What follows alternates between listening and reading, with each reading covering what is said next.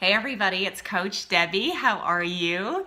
Oh, I'm so excited to talk with you today, and hopefully for those of you who are more auditory learners, it's going to help our visual email kind of all come together. So we have 3 weeks behind us, and now we're starting week 4.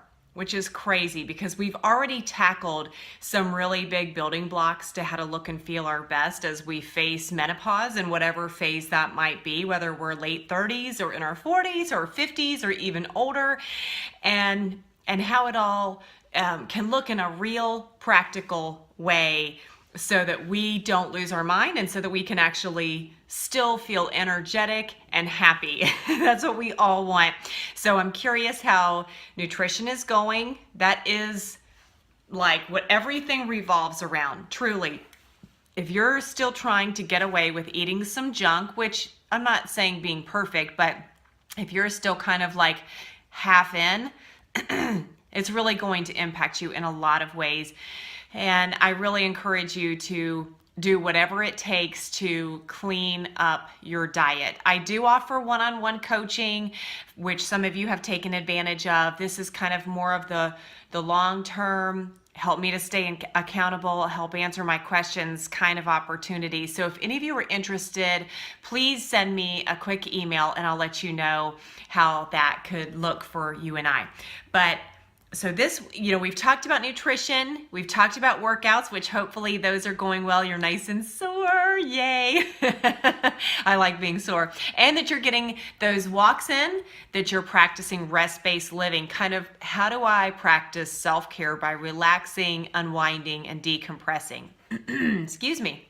So now we're going to shift gears and talk more about what our metabolism looks like as we're in this age range together.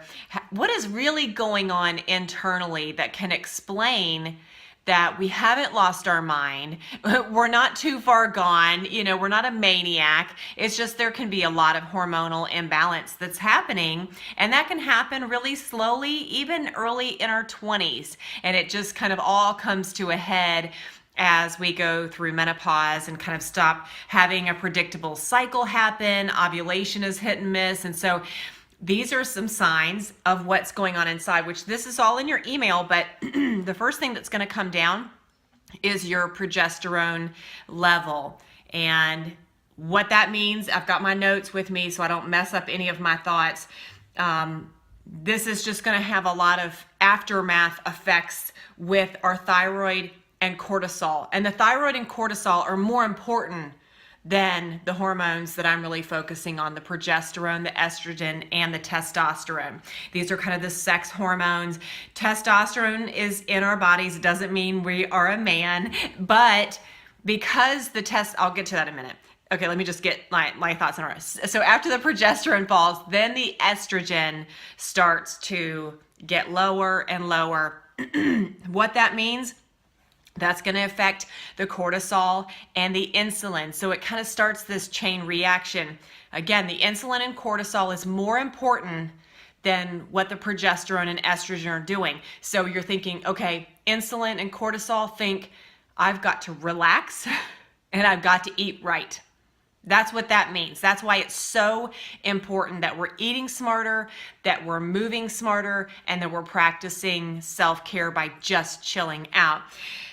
And then in turn, we also have some stuff going on with our minds with the dopamine, the GABA, and the serotonin. All of those are kind of the reason that we're like, why in the world are my cravings so through the roof? And when we have cravings, what do? Half the time we give into them because that willpower muscle gets weaker and weaker. There's this atrophy where it's like, I've tried to say no and I just can't say no anymore. I'm just going to eat everything. And that's an example of why diets don't work, because diets rely on deprivation and you can only say no for so long and then you end up gaining weight.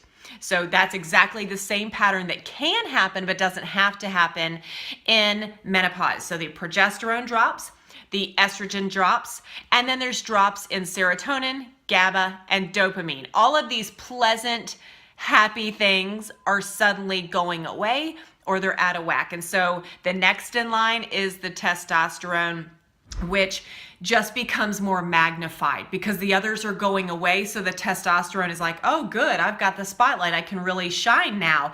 Well, we do want testosterone. It can really provide a sense of wellness. It's not going to turn us into a man or a bodybuilder, but you'll notice in older women, it's not unusual to be like, they kind of have a big belly. They kind of have this build that almost looks like a man.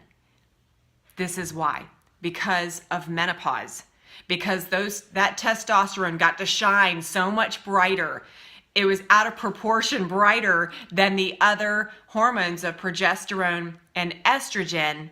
And therefore we start to get kind of that belly bloat and kind of that manly looking physique. We don't want that. We want that sexy hourglass physique because we're females, right? So again, that comes from eating right, relaxing, and doing the exercises that are smarter and that not going to make our belly bigger. And isn't it crazy that exercise can make our stomach bigger? I mean, if this nation is exercising more than it ever has, and yet obesity has become this epidemic that's just unleashed in our country, something's missing. Okay, so let's eat smarter, even if it's hard. And so we start gaining weight.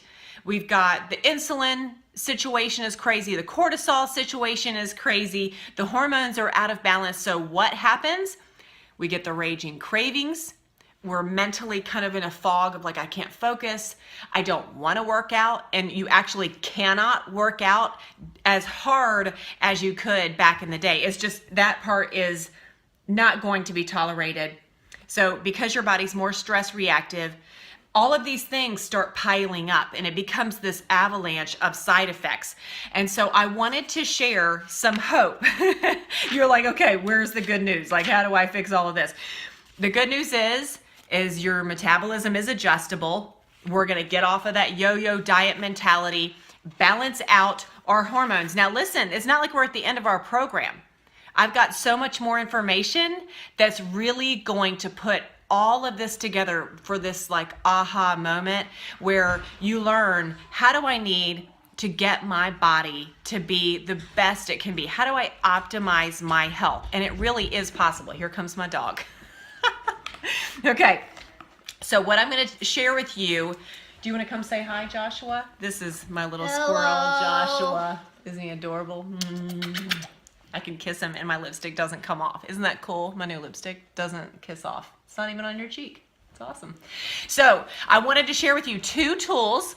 This is in your email as well. This helps me dramatically. The first is craving cocoa. I wanted to show you a picture of it. And I really need to do a longer video about this in our Facebook group.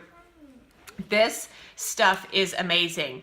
It has a little bit of BCAAs in it, but it's got the cocoa powder, a little bit of stevia, so hopefully your body tolerates stevia okay. And I make, Ranger, stop licking me. I make homemade hot chocolate.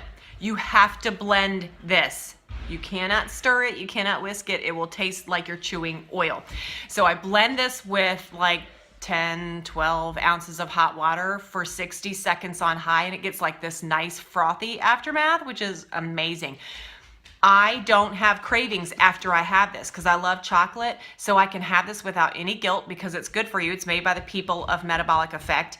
And I'm like, wow, what cravings? So I don't have to will myself through it because those cravings are going to happen. They're all spiked up. This quiets them down. And I also, so that's kind of what I do at night. During the day, I do use Mom Sanity's BCAA powder, and that's branched chain amino acids. And I can give you more of the science to it, but I feel like I've given you a lot of science already. So I want to kind of be mindful of that. But these are 3 essential amino acids. This stuff is all natural. These are ingredients you can pronounce. This is something your body actually is depleted of and needs replacing. And so your body is actually hungry for this. This helps with cravings, and it helps with energy, and it helps with mental focus. And because we're doing all these workouts, it also helps with post-workout repair so that you're not as sore. I still do get sore, way less sore. So for me personally, I do about 3 scoops a day. I put 1 scoop with 24 ounces of water. Okay, and I just shake it up and drink it it's like my IV drip basically throughout the day, and it's tasty, so I get more of that water in, which again goes back to having more energy and good nutrition. So these are kind of my 2 things that I make sure I always have in my tool belt.